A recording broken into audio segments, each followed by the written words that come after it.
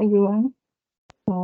Okay, thanks for the organizer for inviting me today and share some updates on in line with the topic on recent development and implementation of eco-hydrology for SDG 6 accelerators.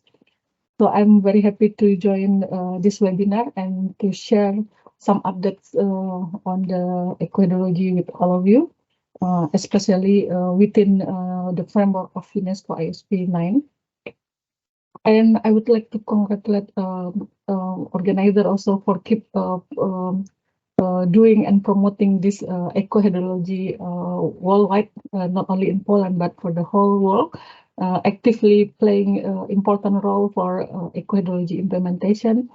Also by implementing or establishing eco-hydrology demonstration site in Poland, where Poland now have 3 eco-hydrology demonstration sites, which is good examples and reference for other countries.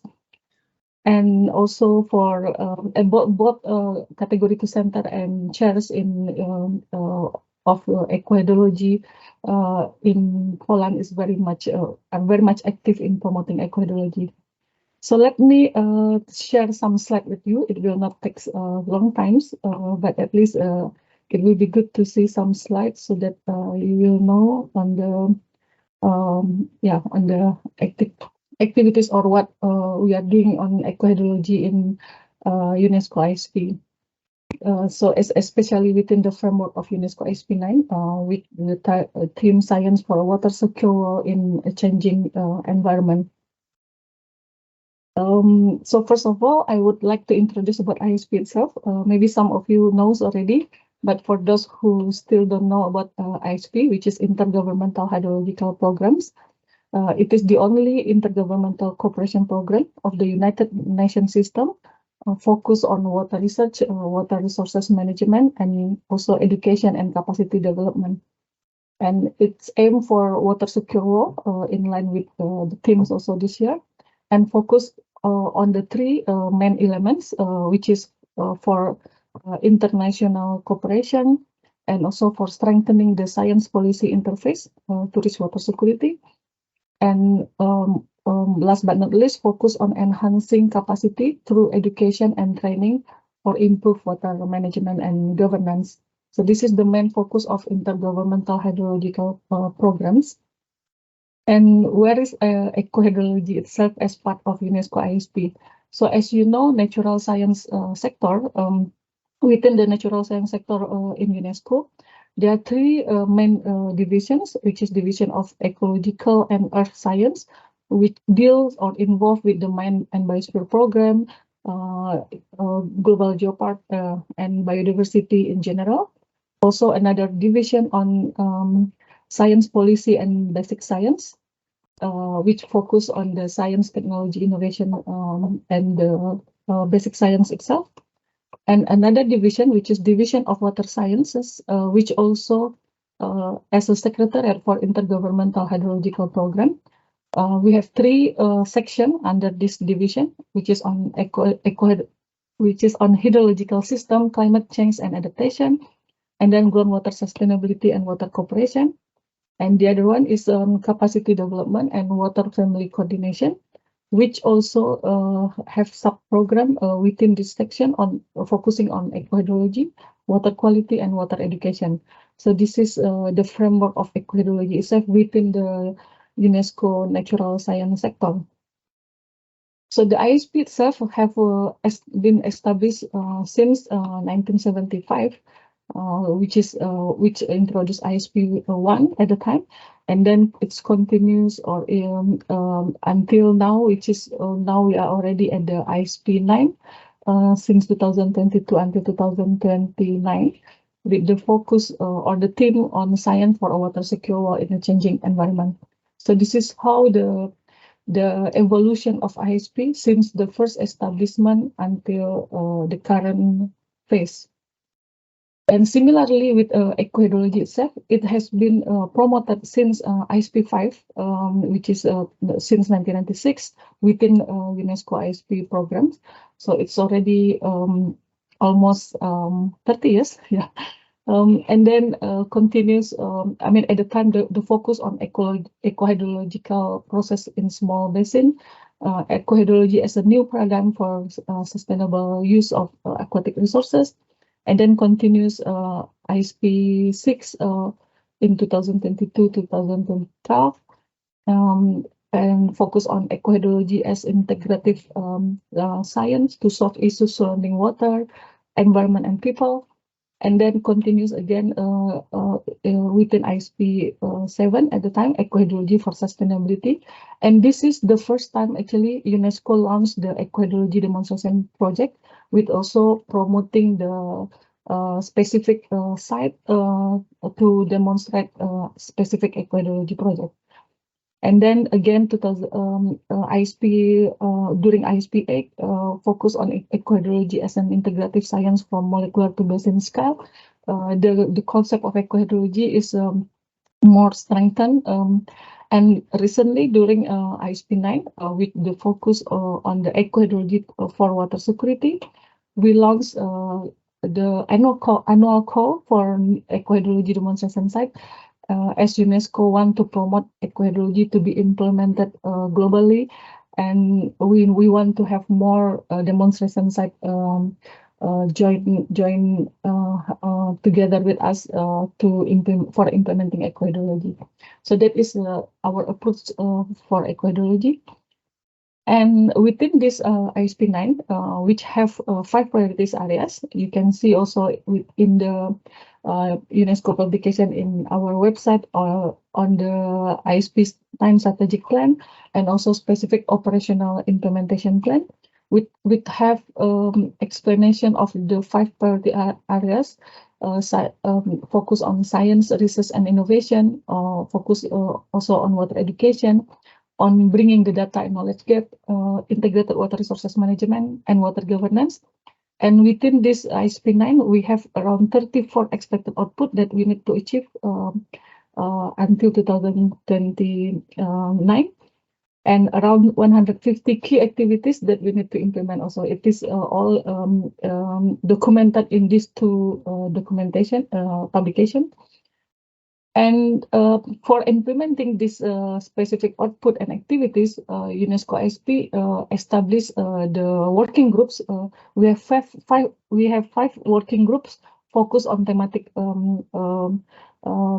areas that I just mentioned just now. And we have also additional 3 cross-sectoral working groups focused on hydrological system and groundwater and human settlement. And last but not least, the working group on eco-hydrology and water quality, which also led by Prof. Zalewski from IARC Poland. So this is how also to show how important and actively also the Category 2 Center, especially in Poland, work together with us in implementing eco-hydrology within the ISP 9. And there is also specific output that we need to implement, especially related to eco-hydrology. As you can see here, out of 24 interrelated output and key activities on eco-hydrology, there are at least 3 main output that are very much on eco-hydrology. For example, output 1.2 on eco-hydrology research and innovation at UNESCO designated sites. And this is also led by Poland. So thanks Poland for keep supporting us and work together with us on implementing this eco-hydrology. And then another priorities areas output on 3.2 establishment of harmonized experimental basin, and priority area under priority area 4, which is the output 4.6 on undertaking and sharing assessment of ecosystem services and environmental flow in eco-hydrology pilot sites. So this is among the output or specific target also that we need to achieve within this ISP 9 related to eco-hydrology. So as you know, also there is an urgent need to accelerate the implementation of water-related SDG. That's why we have this webinar this morning on how to address the water-related issues. For within UNESCO ISP 9, we can address this through water science and education, and especially through implementation of eco-hydrology nature-based solution. And ecohydrology itself is a transdisciplinary sustainability science, and we promote this on how we implement. I will not go on detail about ecohydrology concept because I know Prof. Zaleski and many other experts is here to share with all of you on the concept of ecohydrology itself. But within UNESCO, we promote this ecohydrology strategically within our UNESCO water family and also the Mosaic network towards achieving water secure world. And not only this, we also promote the implementation of ecohydrology efforts in the designated sites, which include biosphere reserve, natural world heritage site, and also global geopark, which constitute a network of living laboratories. And by implementing this ecohydrology, of course, it will contribute to the achievement of sustainable development goals, especially SDG 6, also 11, 13, 14, 15, and 17. This is among the related SDG goals that by implementing ecohydrology, will contribute for the achievement of these goals. So the UNESCO water family that I just mentioned, and where we need to work together very much on implementing ecohydrology, involve the around 30 water specialized center or category 2 center and institute under the auspices of UNESCO. Also around 76 water related chairs and unity network, and around 172 national ISP committees in all member states, and also World Water Assessment Program based in Italy, which produce the World Water Development Report every year, and the recent publication is on partnership and cooperation for water, and also 16 flagship initiative of UNESCO ISP, which also work together with us and mostly hosted by our UNESCO water family also.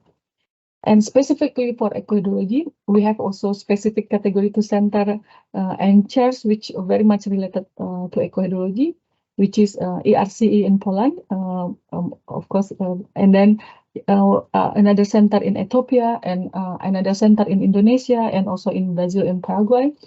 And for the chair also, as you can see, another chair on ecohydrology and applied ecology based in Wood University in Poland, also our strong water UNESCO ecohydrology family, and another chair in Portugal, Tanzania, UK, France, and Malaysia.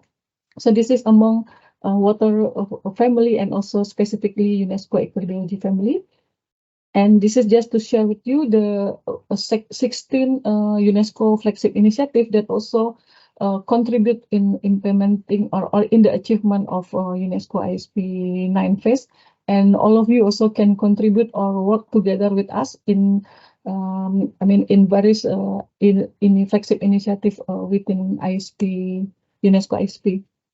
So for the ISP 9 itself, UNESCO launched as I shown you the evolution of ecohydrology since 2010. UNESCO ISP already promoted or launched the ecohydrology demonstration project, but recently, which is since within this ISP 9 last year, we launched the call for new ecohydrology demonstration site. And this call will be an annual call to engage or to promote ecohydrology approach and to engage with all member states to be involved with us in ecohydrology by establishing the new demonstration site. So currently we have around 37 ecohydrology demonstration sites around the world in 26 countries. And soon, by end of this year, we will launch. We will inform to all of you the new demonstration site which we just approved during the scientific advisory committee. So new demonstration site will be coming or will be joining this network. So it will be larger network after this, and continuously we will promote the ecohydrology demonstration site to all member states. So you can see here how UNESCO work by differentiate the categories of the catchment areas based on basin or cities and river and also lakes. The different colors shown different catchment areas and inland wetlands and also estuaries and coastal water. So this is all the the different categories of ecohydrology implementing in at the different catchment level. And also you can see by region here in Africa, Asia Pacific, Europe, and also Latin America and Caribbean. And some demonstration site with also by designated site, which is biosphere reserve and natural World Heritage Site. So this is how the distribution of UNESCO ecohydrology demonstration site currently. And we launched the call yearly or sorry annually.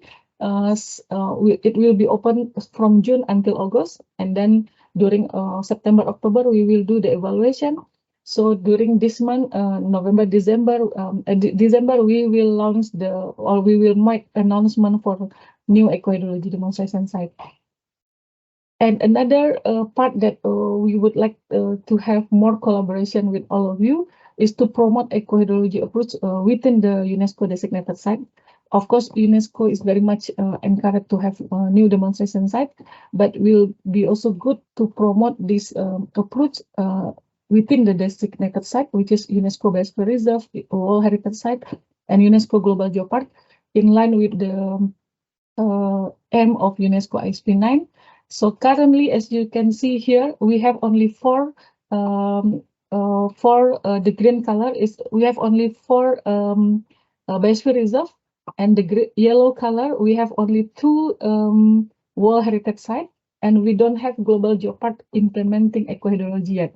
So hopefully next time in the future we will have more designated site will also which also implementing ecohydrology in this designated site, as this is also main UNESCO among the UNESCO interest. So we also keep promoting ecohydrology through various capacity development training and workshop. So during this biennium 2022-2023, we managed to have around 40 ecohydrology workshop, and we promoted within the 21 UNESCO designated site to promote this ecohydrology approach. And 65 member state involved or benefited by from this ecohydrology approach, and more than 1,000 experts participate or also train or contribute to this ecohydrology. So this is quite achievement for ecohydrology, and thanks for all partners and network that work together and supporting us.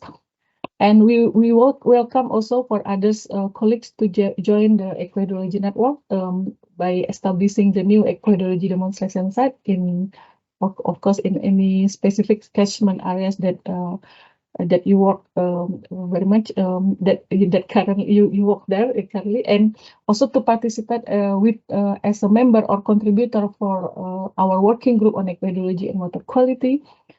And also to work together with us in the specific network which we established on ecohydrology youth network, which also actually led by Poland, which Mr. Powell, I think he's also here today. And another new initiative that we promote or we work on this now, which is on ecohydrology labs network, where we want to have between ecohydrology demonstration site that they can use the specific labs, whether it is living lab or the real labs, so they can work together among the demonstration site to promote ecohydrology also. So that's all. Welcome also to work together with us in many other opportunities and partnership. And you can also have a look in our ecohydrology web platform, where all the 37 demonstration site is already there. And yeah, so thank you so much, and I'm happy to answer if you have any question.